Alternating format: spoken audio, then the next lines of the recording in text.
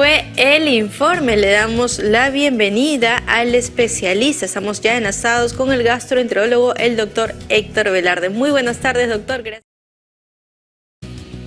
Buenas tardes, Juliana, y muchísimas gracias por la oportunidad de conversar sobre un tema vigente siempre, como el tema de la microbiota intestinal. Claro que sí, doctor. Definitivamente este es un tema muy importante y primero vamos a partir para que todas las personas que nos están escuchando sepan un poco más qué es la microbiota intestinal. El término microbiota suena un poquito nuevo. Muchos de nosotros hemos crecido con el concepto de lo que es flora intestinal. Todos nosotros tenemos una flora intestinal, es decir, el conjunto de bacterias y arqueas y otras entidades microscópicas, microbiológicas, que viven en el interior de nuestro intestino. Las bacterias de la microbiota o flora intestinal procesan los alimentos, activan las defensas, tienen que ver mucho con la comodidad para evacuar y con la competencia y con la integridad de la pared intestinal, desde el punto de vista microscópico, desde el punto de vista celular. Doctor, ¿cómo nosotros podemos saber en qué estado se encuentra nuestra microbiota? Porque entiendo que hay diferentes tipos de microorganismos, entonces puede que tengamos un desbalance y eso nos esté generando algún tipo de molestia. El término desbalance estuvo perfecto. Cuando hablamos de microbiota tenemos que ver dos situaciones. Una disbiosis o disbacteriosis, una desproporción de las bacterias de la flora intestinal. Cuando hablamos de microbiota, cuando hablamos de flora intestinal, no estamos hablando de un solo tipo de bacterias. Estamos hablando de 4.000 trillones de bacterias, trillones, agrupadas en unas 400 o 800 familias diferentes. Cuando en microbiota hablamos de poblaciones bacterianas. Una desproporción de las bacterias de la microbiota puede generar estados de mayor fermentación, puede generar estados de mayor diarrea, mayor estreñimiento, estados de alteración de la indemnidad de la estructura del sello que hay entre célula y célula a nivel de la pared intestinal, predisponiéndonos a fenómenos de intestino permeable en el cual puede ingresar mayor cantidad de toxinas a nuestro organismo. Y también hablamos de otros fenómenos como el SIBO o sobrecrecimiento bacteriano, el exceso de bacterias a nivel de lo que es microbiota. Normalmente nosotros hablamos de 4.000 trillones, pero por algunas circunstancias podemos tener miles de millones de bacterias más. Es algo así, como les explico a los pacientes, como poner mucha levadura a los picarones. Si les pongo mucha levadura, se rebalsa todo y el picarón nunca va a cuajar, nunca se va a formar. Si tengo un exceso bacteriano, puedo terminar fermentando la comida mucho más de la que lo proceso, generando así un estado muy gaseoso. El paciente se balona, se distiende, llena de gases. ¿Cómo comienzo a sospechar el tema microbiota? Justamente a partir de ahí, en función de la calidad del procesamiento de alimentos. Gases, distensión, balonamiento, sonidos, alteraciones de la evacuación, fatiga, cansancio, desgano, todo ese conjunto de estructuras puede alertarnos de que podría haber un fenómeno de alteración de la microbiota. Perfecto. ¿Y qué examen puede complementar estos signos o síntomas clínicos que se van presentando, doctor? Tenemos exámenes que nos hacen sospechar del fenómeno de los trastornos de microbiota, como estudios de heces, por ejemplo. Un estudio comprológico funcional es una prueba indirecta, pero que nos ayuda bastante de alguna manera a comenzar a aproximarnos a la posibilidad de una falla, una alteración. Pero también tenemos pruebas de aliento para sobrecrecimiento o sobrecrecimiento bacteriano, en la cual tenemos pruebas que permiten ver si hay un exceso de bacterias productoras de hidrógeno, lo que va a acompañarse de distensión, gases, un poco de reflujo también, o pruebas que miden el exceso de bacterias productoras de metano, lo que va contrario a lo que se piensa, puede generar fenómenos de estreñimiento, también distensión y sonidos, una flatulencia bastante fétida y otros desórdenes adicionales que pueden acompañar como mala absorción o mala asimilación de algunos nutrientes, vitaminas incluidas. ¿Y hay alimentos que puedan mejorar la microbiota de las personas? Definitivamente sí.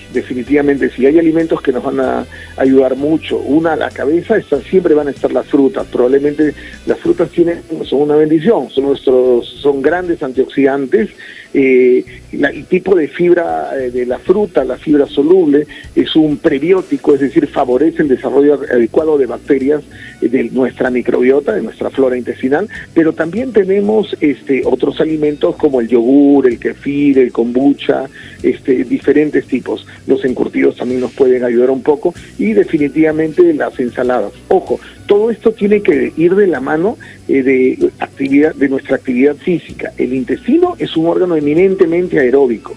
Si bien la microbiota es como una huella digital, distingue a cada persona, la microbiota de uno no es la misma que la del otro, hay patrones de microbiota. La microbiota de un deportista de alta competición nunca va a ser igual a la microbiota del deportista del que hace deporte solo fin de semana, o del que lleva una vida sedentaria. O sea, influye la actividad física. Potencia, mejora la eficiencia de nuestra microbiota. Repetimos, el intestino es un órgano muy aeróbico. Claro que sí, pueden hacer sus consultas al doctor Héctor Velarde, gastroenterólogo. Estamos conversando de la microbiota intestinal. Si desean hacer su consulta al especialista, pueden hacerlo por medio del Facebook de PBO Perú, YouTube como PBO Digital. Pueden escucharnos en los 91.9 FM PBO, la radio con fe, y llamar directamente al 771-2961. 771-2961 para poder dejarle sus preguntas al doctor. Doctor, una consulta adicional. Ahora vemos de que están vendiendo bastantes tipos de productos como prebióticos para poder mejorar. ¿Cualquier persona puede adquirirlos, puede ir de frente y comprarlos y realmente tendría una mejora? Idealmente tenemos probióticos como suplementación, que son parte de algunos productos probablemente industriales. Muchos vemos lácteos enriquecidos con probióticos, por ejemplo.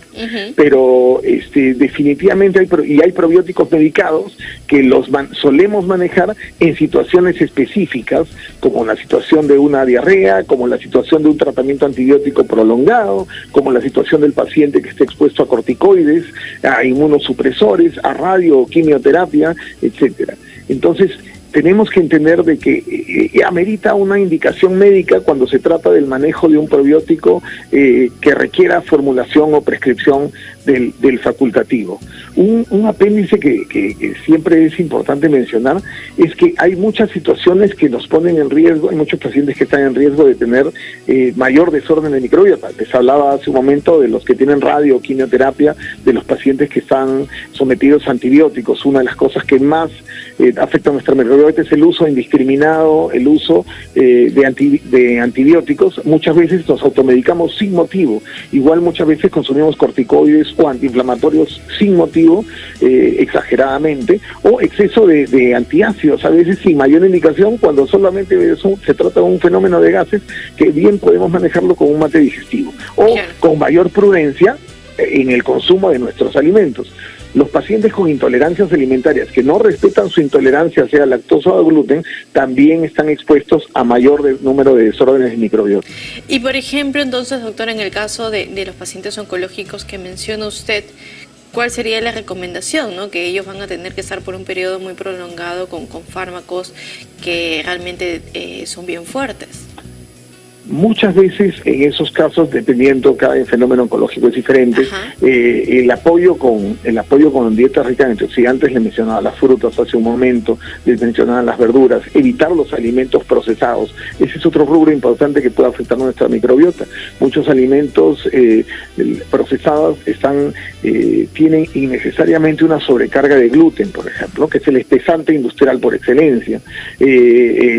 Muchas veces tienen exceso de lactosa, que es el preservante industrial por excelencia. Entonces hay que tener mucho cuidado. Otros tienen diferentes tipos de grasas saturadas o trans que de alguna manera también afectan nuestra microbiota. Ojo, también hay que tener mucho cuidado con las dietas exageradas en consumo de carne, sobre todo, y fenómenos de otros tipos de alimentos procesados en mala cocción o con mala conservación de alimentos, que pueden contener diferentes hongos o levaduras que van a debilitar nuestra microbiota, ¿no? Las hamburguesas o embutidos fuera de fecha, en mala conserva, y que no respeten la cadena de frío, por ejemplo. Claro, aparte que también, los embutidos tiene que el consumo limitarse, ¿no? De preferencia evitarse, en realidad. Definitivamente es importante el limitar las grasas saturadas y mejorar el aporte de fibra. Entiendo. ¿Y estas indicaciones o estas recomendaciones también aplicarían en el caso de los niños, doctor? Sí, de hecho es importante en el caso de los niños. En el caso de ellos, muchos alimentos sanos como el yogur, tratar de buscar el yogur natural, ¿no? Siempre podemos contar con yogur natural, yogur griego, etcétera, de buscar productos artesanales, evitar los embutidos industriales, evitar limitar el exceso de estos productos, aumentar la presencia de fibra, evitar el exceso de harinas procesadas también es importante en los niños. Perfecto, doctor, ¿No? tenemos nada que nos están haciendo Carmen desde Miraflores. Muy buenas tardes, Carmen, la escuchamos. Bueno, quisiera saber si las frutas y verduras frescas ayudan a nuestra microbiota. Perfecto, muchísimas gracias por la consulta.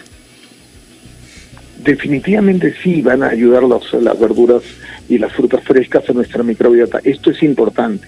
Es importante también tener mucho cuidado con la limpieza y desinfección de hortalizas y verduras. Muchas veces hablamos de una dieta sana, pero nos olvidamos de que en paralelo a la dieta sana, la dieta también debe ser limpia, es decir, debe haber higiene en la preservación y manipulación de alimentos. Pero sí, de hecho, las frutas y verduras aportan, como siempre, no nos cansaremos de repetir, la fruta, y como dicen los oncólogos, frutas de todos los colores representan un aporte importante, sobre todo las frutas en horas de la mañana, que siempre es importante, ¿no? Y media mañana. Claro, porque también hay que ir conociendo cada uno, como que va conociendo y va sintiendo cómo reaccione o responde su cuerpo, ¿no? Quizás a algunos, por ejemplo, la manzana le puede caer súper bien, a otros sienten que los embalona, los llena de gases, entonces en base a eso sacar la línea también de qué frutas o qué verduras puede ser las que consuma. Claro, hay situaciones particulares. En general no manejamos, siempre está vigente el término de que no manejamos enfermedades, sino manejamos personas, manejamos pacientes. Existen los pacientes sensibles a las ligninas que están en la cáscara de la manzana. A veces, en esos casos particulares, o sancocho la manzana o aprendo a pelarla, ¿no? O cambiar la cebolla roja por blanca, por ejemplo. Son situaciones particulares de acuerdo a la idiosincrasia de cada paciente. Exacto, ¿no? A tener bastante cuidado con eso definitivamente. Doctor, ¿cuáles serían los consejos que podría dejar para todas las personas que nos están escuchando acerca de cómo poder mejorar o reforzar esa microbiota? Bueno, lo primero, recordar siempre que el intestino es un órgano permanentemente aeróbico. La actividad física es importante y saludable para todos nosotros. El mínimo metabólico de actividad física es por lo menos 5 veces por semana, en el cual debemos de tratar de darnos un tiempo para eso. Es importante también el consumo de frutas de todos los colores, como les decía, sobre todo en horas de la mañana, a media mañana también, de acuerdo a nuestro manejo. Si como más frutas, pues definitivamente tengo que hacer actividad física por el tema de la fructosa y los azúcares.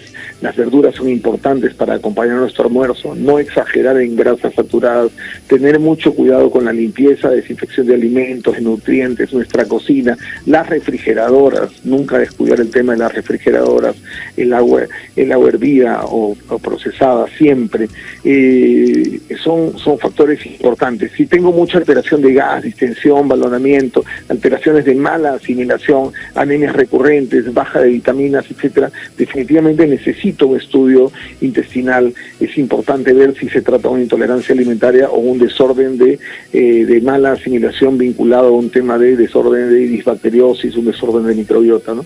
Ahí los estudios pertinentes por el especialista son definitivamente importantes. Los trastornos de microbiota incrementan de manera directa a la mayor industrialización de alimentos, y la Lima que conocieron nuestros padres o abuelos no es la Lima que vivimos ahora. Hay que tener mucho cuidado también con alimentos procesados y mucho cuidado con no sobrecargarnos de grasas saturadas, ¿no? Definitivamente, doctor, nuevamente muy agradecido por estar con nosotros esta tarde.